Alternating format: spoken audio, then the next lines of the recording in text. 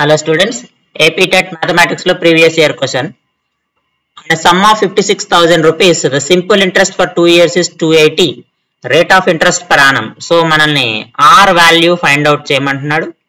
Principal amount 56,000 rupees icharu. Time T is equal to 2 years and interest I is equal to 280 rupees.